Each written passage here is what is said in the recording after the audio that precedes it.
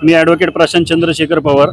जी आम्ही कोर्टामध्ये आम्ही जो युक्तिवाद केला, जे आमचे आशिल आहेत, आमचे क्लायंट जे बंडू आंदेकर, जेव्हा गुन्हा घडला त्या पार्श्वभूमीला आपण जर बघितलं तर ते इकडे उपस्थितीत नव्हते. ते स्टेट ऑफ महाराष्ट्र म्हणजे ते बाहेरच होते आणि ते देवीच्या दर्शनाला जात होते. त्यांना फक्त ह्या गुन्ह्यामध्ये एक संशयास्पद फक्त त्यांना घेतलेलं आहे. त्यांचा या गुन्ह्याशी व त्यांच्या परिवाराचा या गुन्ह्याशी कुठल्याही प्रकारचा काडी मात्रही संबंध नाही. काय म्हटलं मग सरकारी वकील काय म्हटले, तुम्ही काय आर्ग्युमेंट झाले? आम्ही कोर्टाकडे असा युक्तिवाद केला की सदर या गुन्ह्यामध्ये आम्हाला खोटं गवण्यात आलेलं आहे. कारण जो प्रकार मागच्या वर्षी वनराज आंदेकर 1 सप्टेंबर रोजी ज्याचा खून झाला, ज्याचा अपघात झाला, त्या खुनामध्ये म्हणजे बंडू आंदेकरचे जावई गणेश कोमकर व त्यांची मुलगी हे सगळे आरोपी आहेत. तर आमचं म्हणणं कोर्टाला असंच होतं की तो जो गुन्हा दाखल केला आहे तो फक्त एक खुन्नसवर किंवा एक इन्व्हेनिटीवर दाखल केलेला आहे. ऍक्च्युली असं आहे या संदर्भामध्ये. मी ॲडव्होकेट मनोज माने, मी आरोपी अमन पठाण आणि सुजल मिर्गू यांना रिप्रेझेंट करत आहे.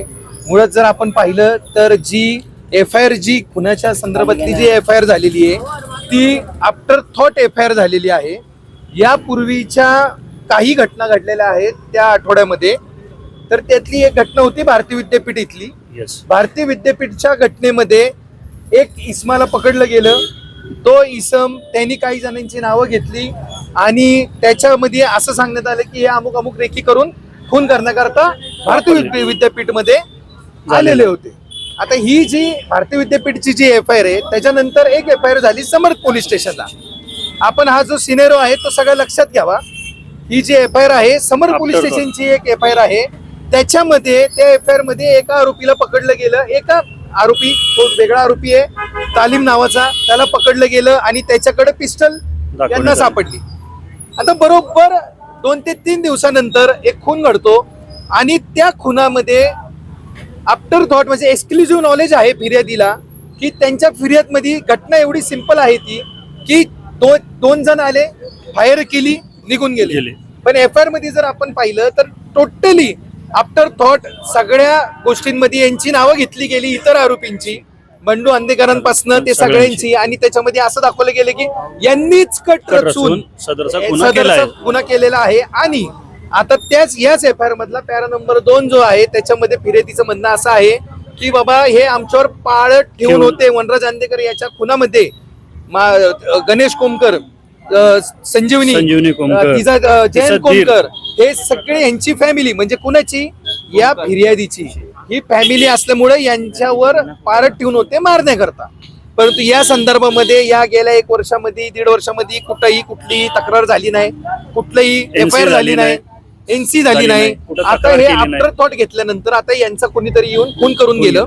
आता याच्यामध्ये तुम्ही एक लक्षात घ्यावं की एकाच्या नातू देखील आरोपी क्रमांक 1 जे आहेत त्यांच्या नातू देखील गेलेला आहे.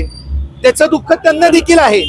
याच्यामध्ये घरातल्याच माणसाच्या खुनामध्ये घरातली माणसं अडकवण्यात आली. कारण एक लक्षात घेण्यासारखं आहे की गणेश कोमकरचा वनराज आंदेकर यांच्या खुनामध्ये सहभाग होता, संजीवनीचा खुनामध्ये सहभाग होता. तसं त्यांच्या चार्जशीट मध्ये निष्पन्न झालेलं आहे.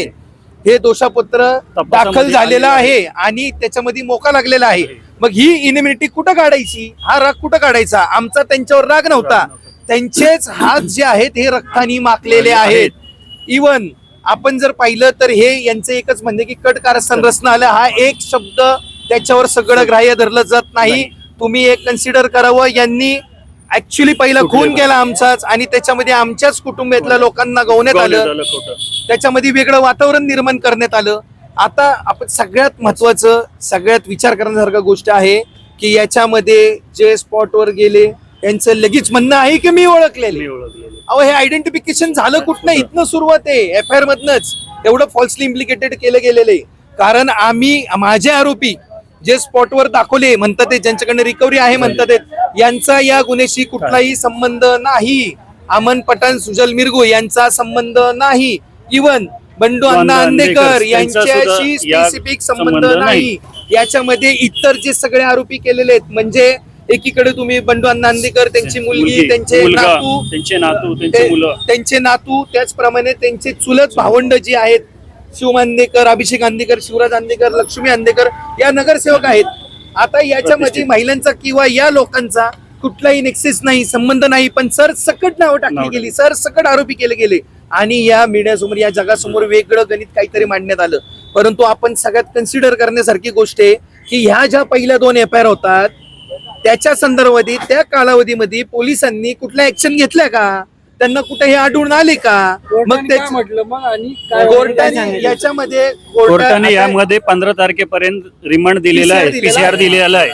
आणि याच्यामध्ये असं आहे, याच्यामध्ये जज साहेब कुठले ओपिनियन आता 15 15 तारखेपर्यंत PCR PCR दिलेला दिलेला आहे आणि कुठलाही कुणाशाही संबंध नसताना, कुठलाही पुरावा नसताना याच्यामध्ये वेगळं दिलेलं वातावरण आहे. तयार अटक केलेली आहे. आणि आमचं असं म्हणणं आहे की न्याय मागायला ज्यांनी यावं, ज्याचे हात रक्ताने माखलेले नसावेत, यांचेच हात रक्ताने माखलेले आहेत, त्यांचाच आमच्यावर राग होता आणि आम्हाला खोट्या गुन्ह्यामध्ये याच्यामध्ये अडकवलेलं आहे. घेऊन आलं. थँक्यू